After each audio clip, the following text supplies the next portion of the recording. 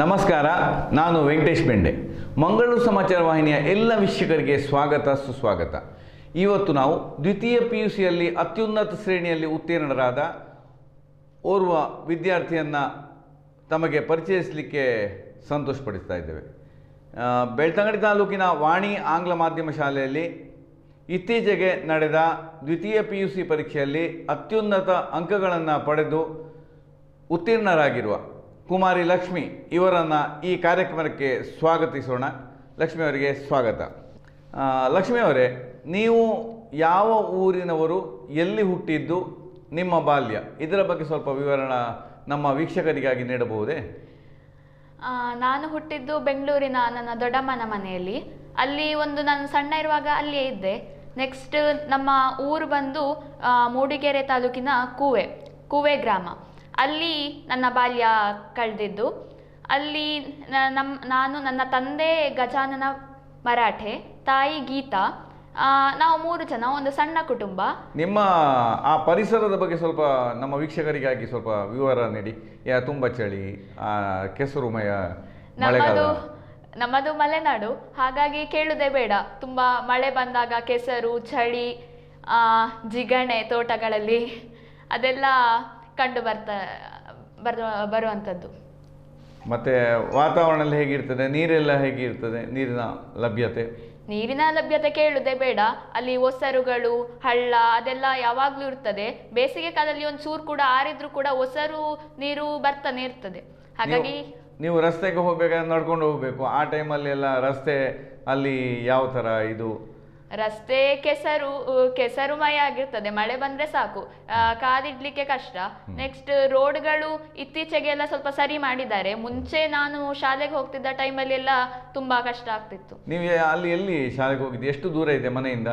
ಮನೆಯಿಂದ ಒಂದು ಅರ್ಧ ಕಿಲೋಮೀಟರ್ ಇರ್ಬೋದು. ಅರ್ಧ ಕಿಲೋಮೀಟರ್ ನಡ್ಕೊಂಡು ಹೋಗ್ತಿದ್ದೆ ಅಷ್ಟೇ. ಅಲ್ಲಿ ಎಷ್ಟನೇ ಕ್ಲಾಸಿನವರೆಗೆ ಓದಿದ್ರೆ? ಅಲ್ಲಿ ನಾನು 5ನೇ ಕ್ಲಾಸ್ನವರೆಗೆ ಓದಿದ್ದೆ. ಮುಂದೆ 6ರಿಂದ 10ನೇ ಕ್ಲಾಸ್ವರೆಗೆ ನಾನು ಮೂಡಿಗೆರೆಯ ಮೊರಾರ್ಜಿ ದೇಸಾಯಿ ವಸತಿ ಶಾಲೆಯಲ್ಲಿ ಓದಿದ್ದು. ಅಂದರೆ ನಿಮ್ಮ ಚಿಕ್ಕ ಬಾಲ್ಯದಲ್ಲಿ ನೀವು ಸ್ಪರ್ಧಾತ್ಮಕ ಪರೀಕ್ಷೆಯನ್ನ ಬರೆದಿರುವಂತ ಒಂದು ಅನುಭವ ಆರಂಭದ್ದು? ಹೌದು. ಮೊರಾರ್ಜಿ ದೇಸಾಯಿ ಅಂದ್ರೆ ಹೌದು. ಅಲ್ಲಿ ನೀವು ಅಂಕಗಳನ್ನು ಪಡೆದು ಪಾಸ್ ಆಗಿ ನೀವು ಮೊರಾರ್ಜಿ ಶಾಲೆಗೆ ಹೋಗಿದ್ರಿ. ಅಲ್ಲೆಲ್ಲ ಹೇಗೆ ವಾತಾವರಣ ಇತ್ತು ಮೊರಾರ್ಜಿ ಶಾಲೆಯಲ್ಲಿ ಓದುವ ಮಟ್ಟಿಗೆ? ವಾತಾವರಣ ಎಲ್ಲ ಚೆನ್ನಾಗಿತ್ತು. ಮರ ಗಿಡಗಳು, ಅದು ನೆಕ್ಸ್ಟ್ ನಮ್ಗೆ ಓದ್ಲಿಕ್ಕೆ ಟೀಚರ್ಸ್ ಕೂಡ ತುಂಬಾ ಸಪೋರ್ಟಿವ್ ಆಗಿ ಒಳ್ಳೆ ಹೇಳಿಕೊಡ್ತಿದ್ರು. ಮುಂದೆ ನೀವು 5ನೇ ಕ್ಲಾಸಿಗೆ ಸೇರಿದಲ್ವಾ? ಪಬ್ಲಿಕ್ ಪರೀಕ್ಷೆ? 5ನೇ ಕ್ಲಾಸ್ ಆದ್ಮೇಲೆ ಪಬ್ಲಿಕ್ ಪರೀಕ್ಷೆ ಇದ್ದದ್ದು. ನಾನು ಪ್ರೈಮರಿಯಲ್ಲಿ ಓದ್ತಿದ್ದ ಸ್ಕೂಲಲ್ಲಿ ಒಬ್ರು ಮ್ಯಾಮ್ ಬಂದಿದ್ರು ಹೊಸದಾಗಿ, ನಾವು 5ನೇ ಕ್ಲಾಸ್ ಇರುವಾಗ. ಅವರು ನಮ್ಗೆ ಸಂಜೆ ಒಂದು ಸ್ವಲ್ಪ ಟ್ಯೂಷನ್ ಇದಕ್ಕಾಗಿ ಅಂತ ಕೊಡ್ತಾ ಇದ್ರು. ನಾನು ನವೋದಯ ಬರಿಬೇಕು ಅಂತ ಇದ್ದದ್ದು. ಅದು ನನ್ಗೆ ಒಂದು ಕಾರಣಾಂತರದಿಂದ ಬರೀಲಿಕ್ಕಾಗ್ಲಿಲ್ಲ. ಹಾಗಾಗಿ ಒಂದು ಎಕ್ಸ್ಪೀರಿಯನ್ಸ್ ಇರ್ತದೆ, ಇದನ್ನ ಬರಿ ಅಂತ ಹೇಳಿದ್ರು ಮ್ಯಾಮ್, ಮೊರಾರ್ಜಿ ದೇಸಾಯಿ ಕೂಡ.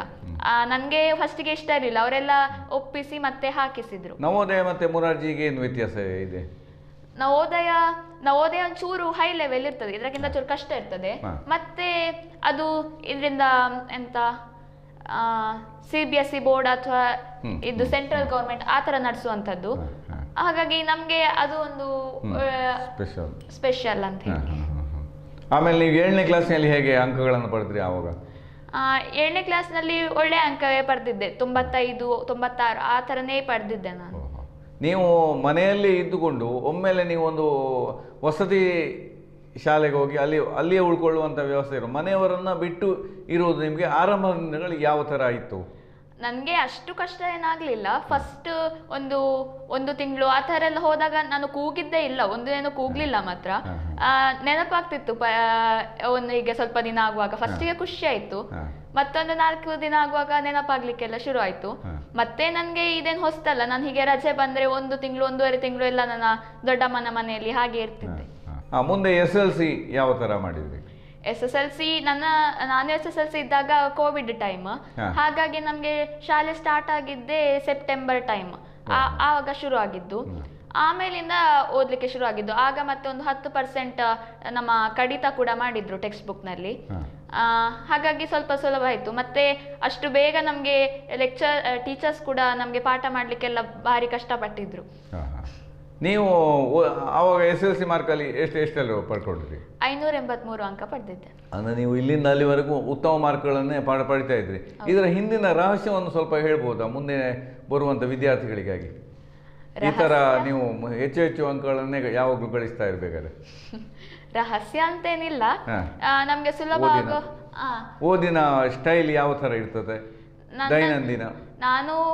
ನಾನು ಹೇಗೆ ಅಂದರೆ ಫಸ್ಟ್ ಇಂಪಾರ್ಟೆಂಟ್ ಇರೋದನ್ನು ಫಸ್ಟಿಗೆ ಓದ್ತೇನೆ, ನೆಕ್ಸ್ಟ್ ಉಳಿದದನ್ನು ಮತ್ತೆ ಟೈಮ್ ಆದರೆ ಸ್ವಲ್ಪ ಹಾಗೆ ಓದೋದು. ನೆಕ್ಸ್ಟ್ ಮತ್ತೆ ನಮಗೆ ಸುಲಭ ಆಗೋದನ್ನು ನಾನು ಜಾಸ್ತಿ ಓದ್ತಿದ್ದೆ, ಹಾಗಾಗಿ ಅದರಲ್ಲಿ ಜಾಸ್ತಿ ಅಂಕ ಬರ್ತಿತ್ತು. ಕಷ್ಟ ಆಗೋದನ್ನು ಓದ್ತಿದ್ದೆ, ಹಾಗಾಗಿ ಅದಕ್ಕೆ ಜಾಸ್ತಿ ಒತ್ತು ಕೊಡದೇ ಇರೋದ್ರಿಂದ ಕೆಲವೊಂದ್ಸಲ ಅದರಲ್ಲಿ ಕಮ್ಮಿ ಬರ್ತಿತ್ತು. ಇತ್ತೀಚೆಗೆ ಏನು ಮಾಡಿದೆ ಅಂದರೆ ನನಗೆ ಕಷ್ಟ ಆಗೋದನ್ನು ಸ್ವಲ್ಪ ಜಾಸ್ತಿ ಓದಿದೆ, ಸುಲಭ ಆಗೋದನ್ನು ಸ್ವಲ್ಪ ಕಮ್ಮಿ ಮಾಡಿದೆ, ಆವಾಗ ಎರಡು ಒಂದೇ ಲೆವೆಲ್ಗೆ ಬಂತು. ಹಾಗೆ ನೀವು SLC ಮುಗಿಸಿದ ಮೇಲೆ ವಸತಿ ಶಾಲೆಯನ್ನು ಬಿಟ್ಟಿದ್ರಿ, ಆಮೇಲೆ ಮುಂದೆ ಎಲ್ಲಿ ವಿದ್ಯಾಭ್ಯಾಸಕ್ಕೆ ಆರಂಭ ಮಾಡಿದ್ರಿ? ಮುಂದೆ ನಾನು ವಾಣಿ ಪದವಿ ಪೂರ್ವ ಕಾಲೇಜು ಬೆಳ್ತಂಗಡಿಯಲ್ಲಿ ಓದಿದ್ದು. ಅಲ್ಲಿಯೂ ಸಹ ನಾನು ಉಜಿರೆಯಲ್ಲಿ ಒಂದು PG ಮಾಡಿಕೊಂಡು ಡೈಲಿ ಅಪ್ ಆ್ಯಂಡ್ ಡೌನ್ ಮಾಡ್ತಾ ಇದ್ದದ್ದು. ನೀವು ಒಳ್ಳೆ AC ವಾತಾವರಣದಿಂದ ಇದೀಗ ದಕ್ಷಿಣ ಕನ್ನಡ ತುಂಬ ಹಾಟ್ ಏರಿಯಾ, ಇಲ್ಲಿ ಬರುವಾಗ ನಿಮಗೆ ಹೇಗೆ ಅನ್ನಿಸ್ತಿತ್ತು ಆ ದಿನಗಳು ಆರಂಭದಲ್ಲಿ? ಆರಂಭ ದಿನಗಳು ಅಷ್ಟು ಅನ್ನಿಸ್ಲಿಲ್ಲ, ಯಾಕೆಂದ್ರೆ ನಾನು ಬರುವಾಗ ಮಳೆಗಾಲ ಶುರು ಆಗಿತ್ತು. ನೆಕ್ಸ್ಟ್ ಒಂದು ಸ್ವಲ್ಪ ದಿನ ಆಗುವಾಗ ಅನ್ನಿಸ್ಲಿಕ್ಕೆ ಶುರು ಆಯ್ತು, ಅಲ್ಲಿ ಒಂದು AC ರೂಮ್ನ ಹಾಗೆ ಇತ್ತು, ಅಲ್ಲಿಂದ ಹೊರಗೆ ಬಂದ ಹಾಗೆ ಆಯ್ತು. ಮತ್ತೆ ಅಭ್ಯಾಸ ಆಯ್ತು. ಓದಿನ ಮಟ್ಟಿಗೆ ನಿಮ್ಗೆ ಹೇಗೆ ಕಿರಿಕಿರಿ ಆಯ್ತಾ, ಹೇಗೆ ಆಯ್ತು? ಅಂದ್ರೆ ಈ ತರ ಸೆಕೆ, ಈ ಕಡೆ ಓದ್ಬೇಕು, ಕೆಲಸ ಇದೆ, ಈ ತರ ನೋಡುವಾಗ? ಹೌದು, ಅಲ್ಲಿಗೆ ಹೋಲಿಸ್ಕೊಂಡ್ರೆ ಇಲ್ಲಿ ಈಗ ಬೇಸಿಗೆ ಸೆಕೆಯಲ್ಲೆಲ್ಲ ಯಾರು ಓದುದು ಅಂತ ಆಗ್ತಿತ್ತು, ಅಷ್ಟು ಸೆಕೆ ಆಗ್ತಿತ್ತು. ಆದ್ರೆ ಓದ್ಲೇಬೇಕು, ಅನಿವಾರ್ಯವಾಗಿ ಓದ್ತಾ ಇದ್ದೀವಿ. ಸರಿ, ಆಮೇಲೆ ನೀವು ಇದಕ್ಕೆ ಪೂರಕವಾಗಿ ಏನಾದ್ರು ಟ್ಯೂಷನ್ ಪಡೆದದ್ದು ಈ ತರ ಏನಾದ್ರು ಇದೆಯಾ? ಟ್ಯೂಷನ್ ಅಂತ ಈಗ ಬೋರ್ಡ್ ಎಕ್ಸಾಮ್ಗೆ ಟ್ಯೂಷನ್ ಅಂತ ಎಂತ ಪಡೆದಿಲ್ಲ. ಮುಂದೆ ನೀವು ನಿಮ್ಮ ಕಾಂಬಿನೇಷನ್ ಯಾವುದು PUC ಅಲ್ಲಿ? Science PCMC. ಹೀಗೆ ನೀವು ಒಳ್ಳೆಯ ಅಂಕಗಳನ್ನು ಪಡೆದ್ರಿ. ಇದರಲ್ಲಿ ಎಷ್ಟು ಪರ್ಸೆಂಟೇಜ್ ಪಡೆದ್ರಿ? 96.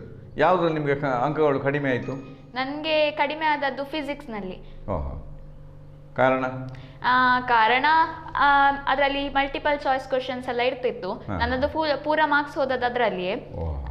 ಅದು ಫುಲ್ ಸ್ವಲ್ಪ ಟಫ್ ಇತ್ತು, JEE ಲೆವೆಲ್ ಆ ಥರ ಎಲ್ಲ ಇತ್ತು, ಹಾಗಾಗಿ ಚೂರು ಕಷ್ಟ ಆಯಿತು. 100ಕ್ಕೆ 100 ಬಂದಿರುವಂತ ಸಬ್ಜೆಕ್ಟ್ಗಳು? 100ಕ್ಕೆ 100 ನನಗೆ ಯಾವುದ್ರಲ್ಲೂ ಬರಲಿಲ್ಲ, ಹೀಗೆ 99, 98 ಹಾಗೆ ಬಂದಿದೆ. ಓಕೆ, ಯಾವುದರಲ್ಲ ಬಂತು? ನನಗೆ ಕಂಪ್ಯೂಟರ್ ಸೈನ್ಸ್ ಅಲ್ಲಿ 99, ಗಣಿತದಲ್ಲಿ 98, ಮತ್ತೆ ಬೇರೆದೆಲ್ಲ ಅಷ್ಟು ಬರಲಿಲ್ಲ, 95, 96 ಹಾಗೆ ಬಂದಿದೆ. ಓಕೆ, PUC ಆಯಿತು, ಉತ್ತಮ ಅಂಕಗಳನ್ನು ಪಡೆದಿದ್ದು ಸರಿ ಆಯಿತು. ಇನ್ನು ಮುಂದೆ ವಿದ್ಯಾಭ್ಯಾಸ ಮಾಡಬೇಕಲ್ಲ, ಯಾವ ವಿದ್ಯಾಭ್ಯಾಸವನ್ನು ಮಾಡಬೇಕಂತ ಇದ್ರಿ, ಹೇಗಿದೆ? ನಾನು ಮುಂದೆ ಇಂಜಿನಿಯರಿಂಗ್ ಮಾಡಬೇಕು ಅಂತ ಇದ್ದೇನೆ, ಇಲ್ಲದಿದ್ದರೆ ಅದೇ ರೀತಿಯ ಪ್ರೊಫೆಷನಲ್ ಕೋರ್ಸ್ ಮಾಡಬೇಕು ಅಂತಿದ್ದೇನೆ. ಅಲ್ಲ, ನಿಮಗೆ ಉತ್ತಮ ಅಂಕಗಳು ಬಂದಿದೆ, ನೀವು ಇಂಜಿನಿಯರಿಂಗನ್ನೇ ಯಾಕೆ ಆಯ್ಕೆ ಮಾಡಿಕೊಂಡ್ರಿ? ಎಲ್ಲರೂ ಡಾಕ್ಟ್ರು ಹೇಳ್ತಾರೆ, ಅಥವಾ ಇನ್ನೂ ಅವಕಾಶಗಳು ತುಂಬ ಇದೆ ನಮ್ಮಲ್ಲಿ ದೇಶ ಸೇವೆಗೆ. ನಿಮ್ಮ ದೊಡ್ಡಪ್ಪ ಒಳ್ಳೆ ಟ್ರೈನರ್ ಇದ್ದಾರೆ, ಅವ್ರು ಯಾವ ಕೋರ್ಸನ್ನು ಬೇಕಾದ್ರೆ ಹೇಳಿಕೊಡುವವರಿದ್ದಾರೆ. ಹಾಗಿರುವಾಗ ನೀವು ಇಂಜಿನಿಯರಿಂಗನ್ನೇ ಯಾಕೆ ಚಾಯ್ಸ್ ಮಾಡಿದ್ರು? ನಾನು ಫಸ್ಟಿಗೆ ಬಯಾಲಜಿಯನ್ನು ಬಿಟ್ಟೆ, ಹಾಗಾಗಿ ನನಗೆ ಡಾಕ್ಟರ್ ಮತ್ತೆ ಅದಕ್ಕೆ ಸಂಬಂಧಪಟ್ಟ ಅಗ್ರಿಕಲ್ಚರ್, ಇಂಜಿನಿಯರ್ ಅದೆಲ್ಲ ಚಾಯ್ಸ್ ಹೋಯಿತು. ನೆಕ್ಸ್ಟ್ ಬೇರೆ ಕೆಲವೊಂದು ಇದೆ, ಅದನ್ನ ಇನ್ನು ಹುಡುಕ್ತಾ ಇದ್ದೇವೆ ಕೆಲವೊಂದೆಲ್ಲ, ಇಂಜಿನಿಯರಿಂಗ್ ಅಲ್ಲದೆ ಬೇರೆ ಕೋರ್ಸನ್ನು. ಇನ್ನು ಈಗ IAS ಮಾಡ್ಬೋದು, ಇನ್ನು ಉತ್ತಮ ಈ ಥರ ನೀವು ಯಾಕೆ ಯೋಚನೆ ಮಾಡಲಿಲ್ಲ ಕೇಳಿ? ಯಾಕೆ ನಿಮ್ಮ ದೊಡ್ಡಪ್ಪ ಎಲ್ಲ ಅದಕ್ಕೆ ಬೇಕಾದ ಪೂರಕ ಏನು ಮಾರ್ಗದರ್ಶನಗಳನ್ನು ಕೊಡ್ತಾರೆ. ಈಗ ಕೆಲವರಿಗೆ ಮಾರ್ಗದರ್ಶನ ಇಲ್ಲದೆ ಇದಾಗಿದೆ, ಈಗ ನಿಮಗೆಲ್ಲ ಅವಕಾಶ ಇದೆ. IAS ನನಗೆ ಮುಂಚೆಯಿಂದನೂ IAS ಎಲ್ಲ ಮಾಡಬೇಕು ಅಂತ ಇರಲಿಲ್ಲ. ಇನ್ನು ನಾನು ಅಂದರೆ ಕೆಲವೊಂದು ಇಂಜಿನಿಯರಿಂಗ್ ಅಥವಾ ಬ್ಯಾಂಕಿಂಗ್ ಆ ಥರ ಫೀಲ್ಡನ್ನೇ ನಾನು ಸ್ವಲ್ಪ ನೋಡ್ತಾ ಇದ್ದೆ. ನೋಟು ದುಡ್ಡು ಡೈಲಿ ಬರ್ತದೆ ಬ್ಯಾಂಕ್ ಹೋದರೆ. ಇರಲಿ, ಈಗ ಮುಂದೆ ನಿಮ್ಮ ಏಮ್ ಏನು? ಇಂಜಿನಿಯರ್ ಮಾಡ್ತೀರಿ, ಆಮೇಲೆ ಏನು ಏಮ್ ಇದೆ ನಿಮ್ಮದು? ಇಂಜಿನಿಯರಿಂಗ್ ಮುಂಚೆಯಿಂದನೂ ಕೂಡ ನಾನು ಇಂಜಿನಿಯರಿಂಗ್ ಮಾಡಿ ಒಂದು ಒಳ್ಳೆ ಜಾಬ್ ತಗೊಂಡು ಒಂದು ಒಳ್ಳೆ ಸಂಬಳದಿಂದ ಅಪ್ಪ ಅಮ್ಮ ಅವರಿಗೆಲ್ಲ ಒಂದು ಕೀರ್ತಿ ತರಬೇಕು, ಅವರನ್ನು ಚೆನ್ನಾಗಿ ನೋಡ್ಕೊಳ್ಬೇಕು ಅಂತಾನೆ ಇದ್ದದ್ದು. ನಿಮ್ಮ ಮನೆಯಲ್ಲಿ ಎಷ್ಟು ಜನ ಮಕ್ಕಳು ನೀವು? ನಾನೊಬ್ಬಳೆ. ನಿಮಗೆ ಜವಾಬ್ದಾರಿ ಇದೆ ಅಪ್ಪ ಅಮ್ಮನ ನೋಡ್ಕೊಳ್ಳುವಂಥದ್ದು, ಒಳ್ಳೆಯದು, ಅದು ಮಾಡಿ. ಆಮೇಲೆ ನಿಮಗೆ ಮುಂದೆ ಫಾರಿನ್ ಹೋಗ್ಬೇಕು ಅನ್ನುವಂಥ ಏನಾದರೂ ಆ ಥರ ಆಸೆ ಇದೆಯಾ? ಇಲ್ಲ ನಮ್ಮ ದೇಶದಲ್ಲಿ ಇದ್ದು ದುಡಿಮೆ ಮಾಡಬೇಕಂತ ಇದೆಯಾ? ನನಗೆ ನಮ್ಮ ದೇಶದಲ್ಲಿ ಇದ್ದೇ ದುಡಿಮೆ ಮಾಡಬೇಕು ಅಂತ ಉಂಟು, ಆದರೆ ಹೊರ ದೇಶ ಸುತ್ತಲಿಕ್ಕೆ ತುಂಬ ಆಸೆ ಉಂಟು, ಆದರೆ ಅಲ್ಲಿಯೇ ಇರಲಿಕ್ಕೆ ಅಷ್ಟು ಆಸೆ ಇಲ್ಲ. ಸರಿ, ಮುಂದೆ ಇಂಜಿನಿಯರ್ ಆಗ್ತೀರಿ, ಈ ಥರ ಸೆಟ್ಲ್ ಮಾಡಿಕೊಳ್ಳುವಂಥ ಒಂದು ಇದೆ, ನಿಮ್ಮ ಧ್ಯೇಯ ಇದೆ, ಗುರಿ ಇದೆ, ಹೌದು. ಇರಲಿ. ನಿಮ್ಮ ಮುಂದಿನ ಭವಿಷ್ಯ ಉಜ್ವಲ ಆಗಿ ಬೆಳೆಯಲಿ ಅಂತೇಳಿ ನಮ್ಮ ವಾಹಿನಿಯ ಪರವಾಗಿ ನಿಮಗೆ ಹಾರ್ದಿಕ ಶುಭಾಶಯಗಳು. ಹಾಗೆ ಇಲ್ಲಿವರೆಗೆ ನಮ್ಮೊಂದಿಗೆ ನಿಮ್ಮ ಸಮಯವನ್ನು ಕಳೆದಿರುವುದಕ್ಕಾಗಿ ವಾಹಿನಿಯ ಪರವಾಗಿ ಧನ್ಯವಾದಗಳು. ನಮಸ್ಕಾರ.